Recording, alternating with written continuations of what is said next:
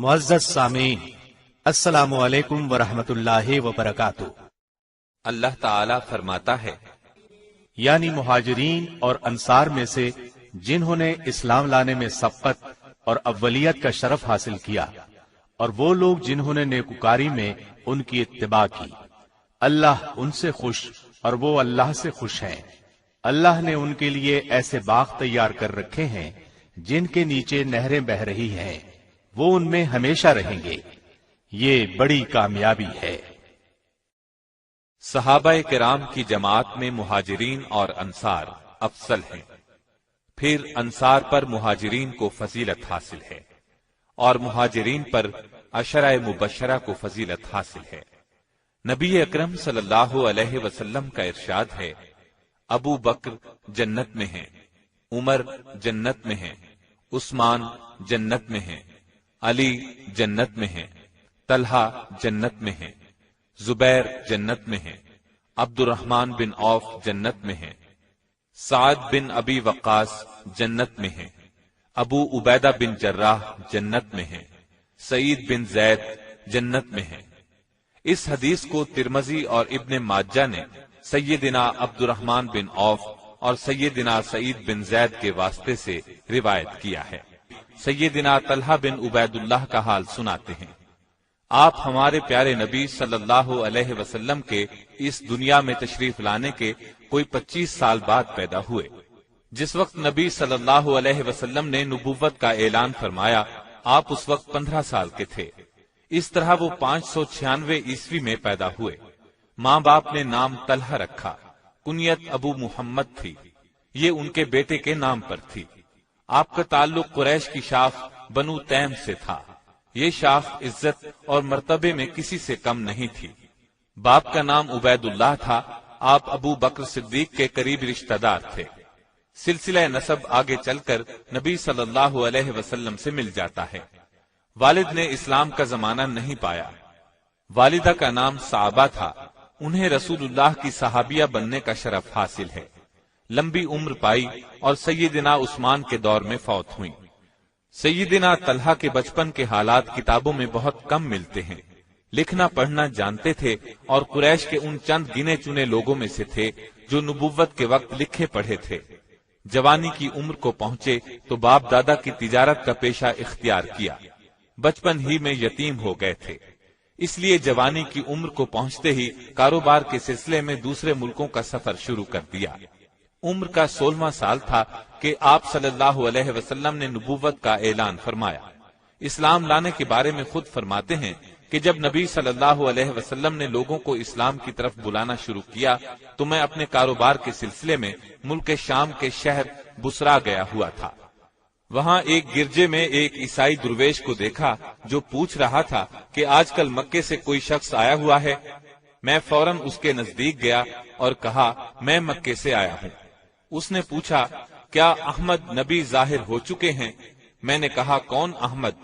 اس نے کہا، احمد بن عبداللہ بن عبد المطلب۔ ہماری کتابوں کے مطابق یہی ان کے ظاہر ہونے کا زمانہ ہے، وہ دنیا میں آخری نبی ہوں گے۔ تم واپس جا کر فوراً اپنا ہاتھ ان کے ہاتھ میں دے دینا۔ میں بصرا سے مکہ واپس آیا، لوگوں سے پوچھا، کیا میری غیر حاضری میں کوئی خاص واقعہ پیش آیا ہے؟ لوگوں نے بتایا، ہاں، محمد بن عبداللہ نے نبی ہونے کا دعویٰ کیا ہے اور ابو بکر نے ان کا دین قبول کر لیا ہے۔ میں یہ سن کر فوراً ابو بکر کے پاس گیا۔ میں نے ان سے پوچھا کہ کیا آپ نے محمد کا دین قبول کر لیا ہے؟ انہوں نے کہا، ہاں، وہ اللہ کے سچے نبی ہیں اور اللہ کے سچے دین کی طرف بلاتے ہیں، تم بھی ان کی دعوت قبول کر لو۔ میں نے عیسائی عالم سے جو کچھ سنا تھا انہیں بتایا، وہ بہت خوش ہوئے، پھر مجھے ساتھ لے کر نبی صلی اللہ علیہ وسلم کی خدمت میں حاضر ہوئے۔ میں نے آپ سے درخواست کی کہ اے اللہ کے نبی، مجھے اپنے دین میں داخل کر لیں۔ آپ یہ سن کر خوش ہوئے اور اس طرح میں بھی اسلام کی دولت سے مالا مال ہو گیا۔ آپ سب سے پہلے ایمان لانے والوں میں شامل ہیں۔ طلحہ بن عبید اللہ کے چچا اور بڑے بھائی عثمان بن عبید اللہ کو جب یہ معلوم ہوا تو ان کو سخت غصہ آیا۔ انہوں نے ابو بکر اور طلحہ دونوں کو ایک ہی رسی سے باندھ کر بہت مارا پیٹا۔ دونوں نے یہ مار صبر اور حوصلے سے برداشت کی۔ قریش کا ایک سردار نوفل بن خویلد تھا، یہ شخص بھی مسلمانوں کا سخت دشمن تھا. اس نے بھی ابو بکر صدیق اور طلحہ پر بڑے ظلم توڑے، لیکن یہ دونوں چٹان کی طرح اپنے دین پر قائم رہے. والدہ بھی شروع میں اسلام کے خلاف تھی. ان کو اسلام قبول کرنے کی خبر ہوئی تو بہت بگڑی، بہت سختی کی، لیکن بیٹے نے اسلام سے منہ نہ موڑا. اللہ کی شان، بعد میں والدہ خود مسلمان ہو گئیں اور نبی صلی اللہ علیہ وسلم کی خدمت میں حاضر ہو کر صحابیہ بننے کا شرف حاصل کیا. جب یہ کسی طرح اسلام چھوڑنے پر آمادہ نہ ہوئے تو ان کو ان کے حال پر چھوڑ دیا. تب طلحہ اپنے کاروبار میں پھر سے مشغول ہو گئے. ساتھ ہی نبی صلی اللہ علیہ وسلم کی خدمت میں بھی باقاعدگی سے حاضر ہونے لگے. نبوت کے 13ویں سال رسول اللہ نے مدینے کی طرف ہجرت فرمائی. ان دنوں سیدنا طلحہ اپنے تجارتی قافلے کے ساتھ شام کے سفر پر تھے. یہ شام سے واپس آ رہے تھے. راستے میں ان کی ملاقات نبی صلی اللہ علیہ وسلم سے ہو گئی. انہوں نے کچھ شامی کپڑے آپ اور ابو بکر صدیق کو پیش کیے اور بتایا کہ مدینے کے لوگ بہت بےتابی سے آپ کا انتظار کر رہے ہیں. پھر وہ مکے کی طرف روانہ ہو گئے اور نبی صلی اللہ علیہ وسلم نے مدینے کی طرف اپنا سفر جاری رکھا. سیدنا طلحہ نے چند دنوں کے اندر اندر اپنے کاروبار کو سمیٹا اور پھر مدینے کی طرف روانہ ہوئے. والدہ نے بھی آپ کے ساتھ ہجرت کی. مدینے میں آپ سعد بن زرارہ انصاری کے مہمان بنے. بھائی چارے کے وقت نبی صلی اللہ علیہ وسلم نے سیدنا طلحہ بن عبید اللہ کو کعب بن مالک کا بھائی بنایا. بدر کا معرکہ پیش آیا تو آپ نے طلحہ بن عبید اللہ اور سعید بن زید کو کافروں کی خبر لینے کے لیے شام بھیجا. جب یہ واپس آئے تو بدر کی لڑائی ختم ہو چکی تھی. آپ دونوں کو لڑائی میں شریک سمجھا گیا، اس لیے کہ انہیں کافروں کی خبریں لانے کے لیے بھیجا گیا تھا اور یہ کام بھی لڑائی ہی کا ایک حصہ تھا. لہذا مال غنیمت میں سے انہیں بھی ایک حصہ دیا اور یہ بھی فرمایا کہ تم جہاد کے ثواب سے محروم نہیں رہو گے. احد کی لڑائی میں بھی آپ شریک تھے. جس وقت رسول اللہ صلی اللہ علیہ وسلم کی ہدایت پر عمل نہ کرنے کی وجہ سے مسلمانوں کے پاؤں اکھڑے تو اس وقت جن صحابہ نے آپ کی حفاظت کے لیے خود کو ڈھال بنایا ان میں سیدنا طلحہ بھی تھے. کافر بار بار آپ کو شہید کرنے کے ارادے سے آپ کی طرف بڑھتے، لیکن آپ کے جانثار سر دھڑ کی بازی لگا کر انہیں پیچھے دھکیل دیتے. کئی موقعوں پر آپ نے فرمایا کوئی ہے جو انہیں روکے. ہر موقع پر سیدنا طلحہ بن عبید اللہ نے آگے بڑھ کر عرض کیا، اے اللہ کے رسول میں حاضر ہوں. آپ نے دوسرے جانثاروں کے ساتھ کافروں کو قریب نہ آنے دیا. ایک موقع ایسا آیا کہ دوسرے جانثار کافروں کے گھیرے میں آ گئے. اب صرف طلحہ بن عبید اللہ ہی نبی کے قریب رہ گئے. آپ صلی اللہ علیہ وسلم کو خطرے میں دیکھ کر آپ دائیں بائیں آگے پیچھے سے آنے والے تیروں، نیزوں اور پتھروں کے وار اپنے جسم پر روکنے لگے. اپنے خون میں نہا گئے.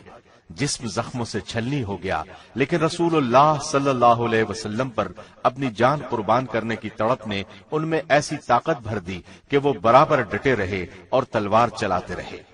غرض بہت دیر تک اسی طرح آپ صلی اللہ علیہ وسلم کی حفاظت کا فرض ادا کرتے رہے، یہاں تک کہ دوسرے صحابہ لوٹ آئے جن کے پاؤں اکھڑ گئے تھے. اب سب نے مل کر کافروں کو پیچھے دھکیل دیا.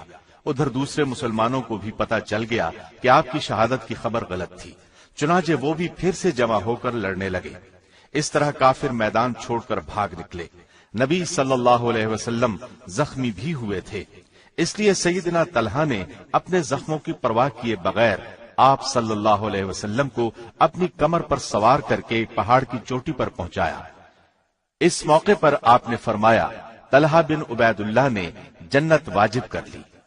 کافروں کے بھاگنے کے بعد سیدنا ابو بکر صدیق نے طلحہ کے جسم پر زخموں کو گنا. آپ کو تیر، تلوار اور نیزے کے 70 زخم آئے تھے. ایک ہاتھ پر ایسا زخم بھی آیا جس کا اثر ساری زندگی رہا. یہ بھی کہا جاتا ہے کہ ان کا پورا ہاتھ ہمیشہ کے لیے شل ہو گیا، اور یہ بھی کہا گیا کہ 2 انگلیاں ہمیشہ کے لیے بیکار ہو گئی تھیں.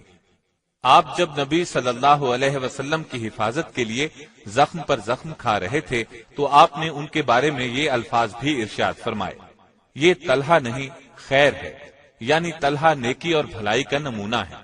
ابو بکر فرمایا کرتے تھے، احد کا دن سچ پوچھو تو طلحہ کا دن تھا. عمر فاروق انہیں دیکھ کر فرمایا کرتے تھے، اے طلحہ، اے احد والے، اے صاحب احد، اے احد کے مرد میدان. احد کی لڑائی کے بعد بھی جو لڑائیاں ہوئیں ان سب میں بھی سیدنا طلحہ رسول اللہ کے ساتھ رہے۔ ہجرت کے 6 سال جب بیعت رضوان ہوئی تو اس وقت بھی سیدنا طلحہ موجود تھے۔ اس کے بعد آپ نے خیبر کی لڑائیوں میں بھی برابر حصہ لیا۔ فتح مکہ کے موقع پر بھی آپ کے ساتھ تھے۔ حنین کی لڑائی میں بھی آپ 12,000 مجاہدین کے ساتھ روانہ ہوئے، ان میں طلحہ بھی تھے۔ اس لڑائی کے شروع میں بھی مسلمانوں کے پاؤں اکھڑ گئے تھے۔ ایسے نازک وقت میں سیدنا عباس نے مسلمانوں کو اس طرح آواز دی، اے انصار کی جماعت، اے وہ لوگوں جنہوں نے درخت کے نیچے اسلام کی خاطر جانیں قربان کرنے کی بیعت کی۔ اس آواز کا کانوں میں پڑنا تھا کہ مسلمان پلٹ پڑے اور نہایت بہادری سے لڑ کر دشمن کو شکست دی۔ تبوک کی مہم کے لیے سیدنا طلحہ نے آپ کی خدمت میں ایک بڑی رقم پیش کی۔ اس رقم کو دیکھ کر آپ نے انہیں فیاض کا لقب عطا فرمایا۔ تبوک کے سفر میں بھی سیدنا طلحہ آپ کے ساتھ تھے۔ ہجرت کے 10ویں سال نبی صلی اللہ علیہ وسلم حج کے لیے مکہ تشریف لے گئے۔ 1 لاکھ سے زائد مسلمان ساتھ تھے، ان میں سیدنا طلحہ بھی شریک تھے۔ جس وقت آپ نے حج کا احرام باندھا اس وقت آپ اور طلحہ کے سوا کسی کے پاس قربانی کے جانور نہیں تھے۔ حجۃ الوداع کے بعد نبی صلی اللہ علیہ وسلم نے ہجرت کے 11ویں سال وفات پائی۔ آپ کے لیے یہ زندگی کا سب سے بڑا صدمہ تھا۔ ابو بکر صدیق رضی اللہ عنہ اپنی خلافت کے زمانے میں ان سے بڑے بڑے کاموں میں مشورے لیتے رہے۔ 2.25 سال کی خلافت کے بعد ابو بکر صدیق کا انتقال ہوا اور ان کی وصیت کے مطابق سیدنا عمر فاروق خلیفہ بنے تو طلحہ دل و جان سے ان کے حامی اور مددگار رہے۔ سیدنا عمر ان کا حد درجے احترام کرتے، انہیں اپنی مجلس شورا میں شامل کیا، ان کے مشوروں کی ہمیشہ قدر کی۔ شہادت سے پہلے عمر رضی اللہ عنہ نے خلافت کے لیے جو 6 نام دیے تھے ان میں سیدنا طلحہ کا نام بھی شامل تھا۔ سیدنا عثمان کی خلافت پر مسلمانوں کا اتفاق ہو گیا۔ سیدنا طلحہ ان کے دور میں مدینے ہی میں رہے۔ سیدنا عثمان رضی اللہ عنہ کے بعد سیدنا علی رضی اللہ عنہ خلیفہ بنے۔ مدینے کے مسلمانوں نے ان کے ہاتھ پر بیعت کر لی۔ سیدنا طلحہ نے بھی بیعت کی، لیکن جب انہوں نے دیکھا کہ جن لوگوں نے سیدنا عثمان کے خلاف بغاوت کی تھی ان میں سے بھی اکثر نے سیدنا علی سے بیعت کر لی ہے اور ان کے لشکر میں شامل ہو گئے ہیں، تو وہ سیدنا زبیر اور دوسرے کچھ صحابہ کو لے کر سیدنا علی رضی اللہ عنہ سے ملے، ان سے درخواست کی کہ قاتلوں کو پکڑ کر شریعت کے مطابق سزا دی جائے، کیونکہ ہم نے اس شرط پر آپ سے بیعت کی تھی کہ آپ مجرموں کو سزا دیں گے۔ سیدنا علی نے یہ سن کر فرمایا، عثمان کے گھر کا محاصرہ کرنے والوں کی تعداد ہزاروں میں ہے، موجودہ حالات میں ان سے قاتلوں کا پتہ چلانا مشکل ہے، ذرا امن ہو لے پھر تحقیق کر کے قاتلوں کو پکڑا جائے گا۔ ان کا جواب سن کر سیدنا طلحہ اور زبیر مکہ تشریف لے گئے۔ سیدہ عائشہ حج کے سلسلے میں مکہ میں موجود تھیں، سارے حالات انہیں بتائے۔ ان حضرات نے انہیں بتایا کہ مدینے کے لوگ بہت پریشان ہیں، وہ نہ اپنی حفاظت کر سکتے ہیں، نہ سیدنا عثمان کے خون کا بدلہ لے سکتے ہیں، اور علی باغیوں میں گھر کر رہ گئے ہیں۔ اس طرح سیدہ عائشہ رضی اللہ عنہا نے ان دونوں بزرگوں سے مشورہ کیا، حالات کو سدھارنے کے لیے بصرہ کی طرف روانہ ہوئیں، کیونکہ وہاں سیدنا طلحہ کے حامی بہت زیادہ تھے۔ راستے میں بہت سے لوگ ان کے ساتھ شامل ہوتے چلے گئے۔ ادھر سیدنا علی رضی اللہ عنہ کو لشکر کی آمد کی اطلاع ملی، وہ اپنے لشکر کے ساتھ آگے بڑھے۔ دونوں فوجیں بصرہ کے مقام پر ایک دوسرے کے آمنے سامنے آ گئیں۔ صلح کی بات چیت کی بہت کوشش کی گئی۔ سیدہ عائشہ کی طرف سے عثمان کا بدلہ لینے کا مطالبہ کیا گیا۔ سیدنا علی رضی اللہ عنہ نے اپنی مجبوریاں بیان کی۔ قریب تھا کہ صلح ہو جاتی، لیکن علی رضی اللہ عنہ کے لشکر میں موجود باغیوں نے جنگ چھیڑ دی۔ اب دونوں طرف سے جنگ شروع ہو گئی، دونوں طرف سے بہت سے مسلمان شہید ہو گئے۔ آخر سیدہ عائشہ رضی اللہ عنہا کے لشکر کو شکست ہوئی۔ اس وقت تک انہیں محسوس ہو چکا تھا کہ لڑائی سازشیوں کی سازش سے شروع ہوئی تھی، چنانچہ انہوں نے مسلمانوں سے کہا، میرے بچوں، یہ لڑائی غلط فہمی کی وجہ سے ہوئی۔ اس لڑائی میں چونکہ سیدہ عائشہ اونٹ پر سوار تھیں، اس لیے یہ جنگ جمل کے نام سے مشہور ہوئی۔ لڑائی شروع ہونے سے پہلے سیدنا علی رضی اللہ عنہ گھوڑے پر بیٹھ کر میدان میں آئے اور سیدنا زبیر کو رسول اللہ صلی اللہ علیہ وسلم کی ایک پیش گوئی یاد دلائی۔ آپ نے اس وقت کچھ اس طرح کے الفاظ فرمائے تھے، اے زبیر، تم علی کے مقابلے پر آؤ گے، اس وقت تم غلطی پر ہوگے۔ ان الفاظ کو یاد کر کے سیدنا زبیر لڑائی کے میدان سے ہٹ آئے۔ انہیں اس طرح دیکھ کر سیدنا طلحہ نے بھی میدان سے نکلنا چاہا، چنانچہ اگلی صفوں سے نکل کر پچھلی صفوں میں چلے آئے۔ اس موقع پر اپنے ہی لشکر کی طرف سے ایک زہریلا تیر آیا، تیر آپ کے پاؤں میں چبھ گیا، آپ اس تیر کے لگنے سے شہید ہو گئے۔ کہا جاتا ہے کہ اس لڑائی میں سب سے پہلے سیدنا طلحہ ہی شہید ہوئے، اور ظاہر ہے اس وقت تک جنگ شروع نہیں ہوئی تھی، لہٰذا یہ تیر ان کے کسی مخالف نے چھوڑا تھا۔ علی رضی اللہ عنہ کو طلحہ رضی اللہ عنہ کی شہادت کی خبر ملی تو انہیں بہت صدمہ ہوا۔ آپ کی شہادت کا واقعہ 10 جمادی الاول 36 ہجری میں پیش آیا۔ اس وقت ان کی عمر 64 سال تھی۔ آپ کا قد درمیانے سے قدرے چھوٹا، چہرے کا رنگ سرخ و سفید، بدن خوب بھرا ہوا، سینہ چوڑا تھا۔ ذریعہ آمدنی تجارت تھا، حجاز کے بڑے تاجروں میں شمار ہوتا تھا۔ اپنی دولت اللہ کے راستے میں لٹاتے رہتے، جس قدر وہ اپنا مال اللہ کے راستے میں لٹاتے تھے، اللہ تعالیٰ آپ کو اس سے کہیں زیادہ مال عطا کرتا تھا۔ یہی وجہ تھی کہ اپنے پیچھے لاکھوں دینار اور ایک بڑی جائیداد چھوڑی۔ آپ کے دسترخوان پر 20 لوگ کھانا کھاتے تھے۔